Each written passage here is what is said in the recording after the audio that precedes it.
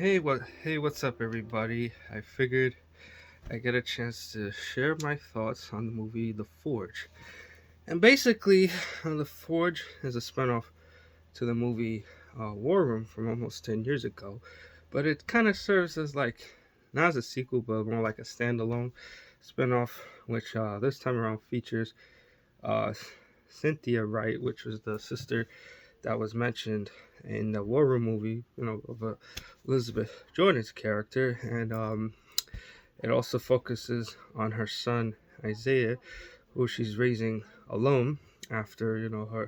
after her husband Darren, who was a character also mentioned in the War Room movie, leave cheated on her and left her for another woman, and Cynthia is like trying to balance being like the mother and the father to Isaiah, but she kind of like worries about her son because she sees that Isaiah kind of seems to be like going the path towards nowhere, and she gives him like an ultimatum that either he finds a job within 1 month or he could stay with someone else, one of his other friends. So that kind of gives like Isaiah the motivation to like find a job, and of course, you know, he ends up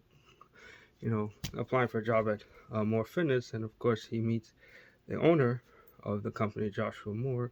who kind of helps Isaiah, give him like a sense of direction and purpose in the movie. And then of course he also, you know, encounters this group, called the Forge, which is where the movie gets its name from,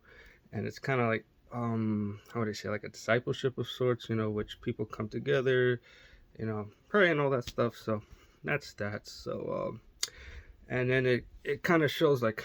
I don't know how much of a father figure that Joshua Moore is to Isaiah's character, and helps him grow as a man and a more mature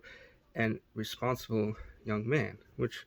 is nice to see, in the movie. And of course, it also brings back some of the other characters from War Room, like Elizabeth Jordan for like a very brief part, and her daughter Danielle, who also seen briefly, and then you have Tony come back, as well, and then you have Miss Clara, return as well, which was nice to see. Even though I kind of wish their characters were better utilized and not just more than just mere cameos, which I kind of wish like certain aspects of the book,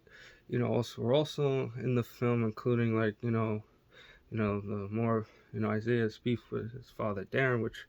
I kind of wish the film kind of went into more detail with, but unfortunately,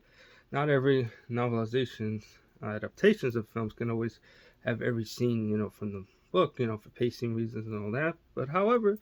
it was a very emotional and moving film, something that I myself personally I could relate to, since it kind of felt like when watching the movie, it was kind of like,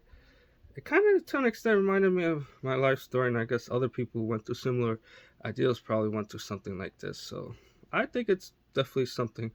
I recommend, and it also tells a very touching movie story about faith, hope, and redemption. So that's my look at it when seeing it. So that's that. Uh, all right, everyone, and I guess as the summer movie season comes to a close, with the Labor Day weekend coming up, and then of course the fall season will start the movie season again with the much anticipated Beetlejuice sequel, which I definitely plan to share my thoughts on when that time comes. All right, everyone, thanks again.